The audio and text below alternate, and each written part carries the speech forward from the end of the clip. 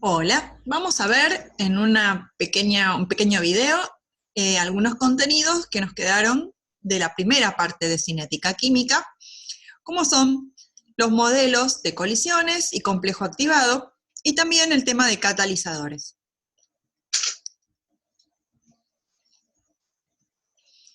Muy bien, entonces, el modelo que puede explicar la dependencia de la velocidad de la reacción de algunos parámetros, como por ejemplo la temperatura y la concentración de reactivos, como vimos en la ecuación experimental de velocidad, se llama el modelo de las colisiones, en donde se plantea que para que una reacción química ocurra, las partículas de los reactivos deben encontrarse, deben colisionar, y esta colisión debe ser una colisión efectiva, un choque efectivo.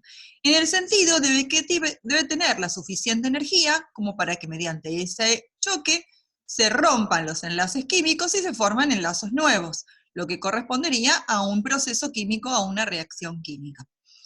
Entonces, si pensamos que la velocidad de reacción va a depender de la frecuencia de esos choques y de la energía que van a tener las partículas a la hora de encontrarse en esos choques, podemos pensar en este modelo.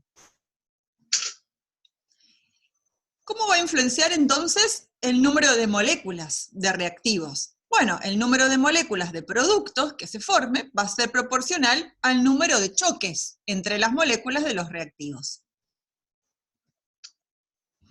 De estos choques, no todos son efectivos, es decir, podemos tener lo que se llama choques elásticos, donde las partículas chocan, rebotan y no han cambiado su constitución química, es decir, la energía no fue suficiente para romper el enlace, sino que permanecen como reactivos. Muy bien, entonces, estos choques se van a clasificar en choques efectivos o colisiones efectivas y choques no efectivos. ¿Cuáles son estos choques efectivos? Son aquellos entonces que no van a tener la suficiente energía. Vamos a llamar a esa mínima energía que se requiere para que un choque sea efectiva, la energía de activación. Entonces, la energía de activación es el mínimo requerimiento energético que tienen que tener las partículas al chocar para que esa colisión o choque provoque la generación de productos, ¿sí? También está el modelo de que esa colisión va a generar una instancia intermedia entre reactivos y productos llamado complejo activado. Así que también podríamos definir a la energía de activación como la energía necesaria para la formación de este complejo activado que vamos a ver ahora en unos instantes. Este complejo activado se va a formar cuando ese choque se dé con una orientación molecular específica. Muy bien, entonces, repetimos, la energía de activación va a ser la energía necesaria para la formación de este complejo activado a partir del cual la reacción ocurre. Vamos a ver un esquemita. Por ejemplo, en la reacción entre el dihidrógeno y el diyodo, existe una orientación óptima de reacción o colisión de las partículas, en la cual se forma una especie de producto intermedio, ¿sí?, inestable, entre la molécula de hidrógeno y la molécula de diyodo, que da la formación de producto. Si a pesar de tener la suficiente energía, esa orientación no es la adecuada, no va a ser un choque efectivo, va a ser un choque elástico y las partículas volverán a transformarse o seguirán siendo reactivos. Entonces, la energía de activación es la energía necesaria para formar este complejo activado. Este complejo activado se forma cuando las partículas de los reactivos tienen la suficiente energía para romper uniones y se forma además producto debido a la orientación correcta de esa colisión. Por lo tanto, a partir de este modelo del complejo activado o de las colisiones, podemos entender cuáles son los parámetros, o justificar cuáles son los parámetros que van a afectar la velocidad de una reacción. Por ejemplo, el estado físico. ¿A qué nos referimos? Si yo tengo una sustancia sólida, que es un reactivo, y está en una granulación muy grande, o sea, es un pedazo de materia muy grande, y la reacción se da en la superficie, la reacción tiende a ser más lenta que si esa misma porción de materia se encuentra en una granulación más pequeña, es decir, en trocitos más pequeños, porque la superficie es mayor. Entonces, una misma cantidad de materia puede reaccionar más o menos rápido, por ejemplo, dependiendo de qué tan tamaño tiene la partícula que lo forma, ¿sí? Por ejemplo, es típico la oxidación de un trozo de hierro. La oxidación de un trozo de hierro, que es una reacción superficial, va a ocurrir más velozmente si yo tengo granallas de hierro que si un trozo de hierro entero. Ahí nos referimos cuando que va a depender de la superficie de contacto o grado de pulverización, por ejemplo, en el caso de los sólidos. También influye si los reactivos están en solución acuosa, en estado gaseoso o en estado sólido, ¿no? Recuerden que para que el proceso ocurra, las partículas tienen que encontrarse de reactivos y productos. Así que las cuestiones de mezclado, en gases es muy rápida, en solución acuosa también, en sólido es más difícil, también favorecen o desfavorecen la velocidad de una reacción. Muy bien, como vimos antes, va a importar la concentración de los reactivos. A mayor concentración de reactivos, más probabilidad, más frecuencia de colisiones tenemos entre las partículas de los mismos. Por lo tanto, a mayor concentración de reactivo, mayor velocidad de reacción. Y esto lo podemos ver matemáticamente expresado en la ley experimental de velocidad, en donde la velocidad justamente es directamente proporcional a las concentraciones de los reactivos. También va a influir la temperatura en la velocidad de una reacción. ¿Por qué? Bueno, la temperatura en realidad la podemos pensar como una variable que me indica el estado térmico, el estado energético, en cuanto a la energía cinética, por ejemplo, de las partículas, y también de la energía que poseen las partículas al colisionar. Por lo tanto, una mayor temperatura, ¿qué va a involucrar? Va a involucrar que vamos a tener un mayor número de partículas con una alta energía. Y además con una alta velocidad, con lo cual va a incrementar la frecuencia de las colisiones, aumentando la velocidad de la reacción. También va a ser importante para determinar la velocidad de la reacción, o va a influir en la velocidad de la reacción, la presencia de catalizadores.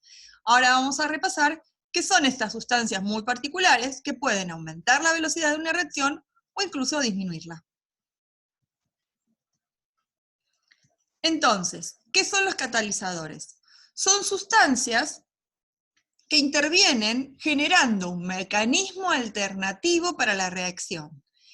Por lo general, con la formación de algún producto intermedio, algún estado de transición o algún reactivo intermedio o complejo activado, ¿sí? Cualquiera de esos tres procesos que son diferentes, que requiere menos energía para su formación. Entonces, en ese caso de que el catalizador aumente la velocidad. Un catalizador, entonces, es una sustancia que participa en la reacción generando un mecanismo alternativo que requiere o consume menos energía.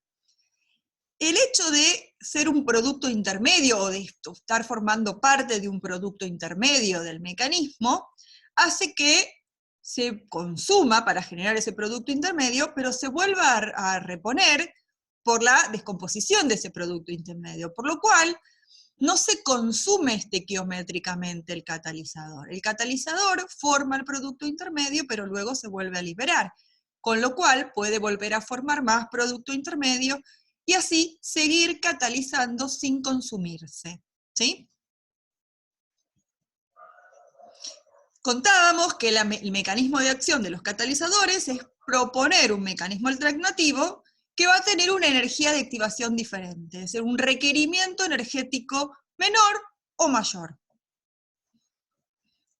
En el caso de que sea un catalizador positivo, disminuye la energía de activación requerida y eso va a hacer que más partículas tengan la suficiente energía como para generar producto. Por lo tanto, la velocidad de la reacción aumenta. En el caso de que sea un catalizador negativo, generan un producto intermedio con un mecanismo que genera, un producto intermedio que requiere una mayor energía, por lo tanto, la velocidad de reacción disminuye porque vamos a tener menos partículas con suficiente energía como para reaccionar. A los catalizadores negativos se los suele llamar inhibidores.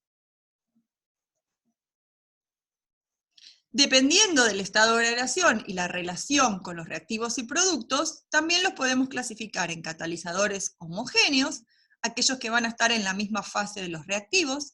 Un ejemplo muy conocido tiene que ver con el ambiente, ¿no? Y el uso de los compuestos clorofluorocarbonados, los CFCs, que se usaron durante mucho tiempo y se liberaron a la atmósfera. Eran poco reactivos, pero al llegar a la estratosfera generaron radicales cloro y radicales flúor. Los radicales cloro actúan como catalizadores de la descomposición de ozono, con lo cual, bueno, aparecieron las consecuencias que son de todos conocidas. Ambos catalizadores y reactivos, el ozono y los radicales cloro generados por estas moléculas, estaban en fase gaseosa, es decir, son catalizadores, el CFC fue un catalizador homogéneo. A veces los catalizadores están en fases diferentes a los reactivos. Por ejemplo, muchos metales o muchos óxidos metálicos se usan como catalizadores para la descomposición de óxidos nocivos que se liberan al ambiente en los escapes de los autos, o también en las diferentes industrias para la hidrogenación, para la deshidrogenación, reacciones que vamos a ver más adelante en la materia. Es decir, el catalizador es un sólido y los reactivos pueden ser gases o productos, con lo cual la catalización se va a dar en la superficie de contacto entre los reactivos y el soporte, es decir, el catalizador sólido.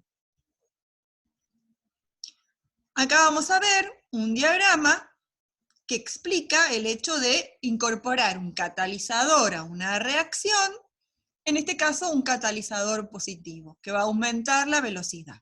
En este diagrama de energía versus coordenada de reacción, vemos como para poder pasar de reactivos a productos, los reactivos tienen que vencer una barrera energética.